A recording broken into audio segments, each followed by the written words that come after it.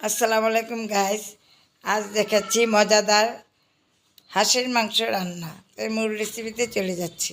এখানে হাঁস গরম পানি দিয়ে কিভাবে ভিজে ছিলে নিচ্ছি, বেছে নিচ্ছি, দেখে নিন।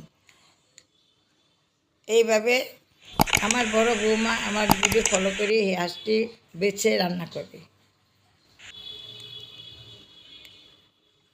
20 মিনিটে হাঁস একদম বেছে পরিষ্কার করে ধুয়ে এখন আমি চুলাতে একটু ছ্যাঙ্গাই নিচ্ছি।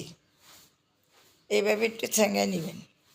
নিয়ে আমি ভালোভাবে কুটে ধুয়ে নিয়েছি। ধুয়ে এখানে আমি 1 টেবিল চামচ আদা রসুন বাটা, 1 টেবিল চামচ শুধু রসুন বাটা, আর হলুদের গুঁড়ো, মরিচের গুঁড়ো, ধনের গুঁড়ো এগুলো 1 টেবিল চামচ দিয়ে পরিমাণ মতো তেল দিয়ে পরিমাণ মতো লবণ দিয়ে এটা আমি ভালোভাবে হাতে মেখে নিয়েছি। নিয়ে ভালোভাবে কষিয়ে নিয়েছি।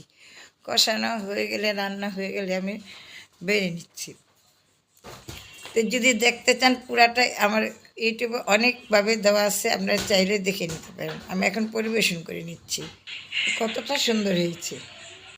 এখন শীতের সিজন, খেতে খুবই মজা। নান রুটি দিয়ে আমি রান্না করে খেয়েছি, চিতই পিঠা দিয়েও রান্না করে খেয়েছি। মজাদার আচার। আমি এটা ছাড়বো, অপেক্ষায় থাকবেন।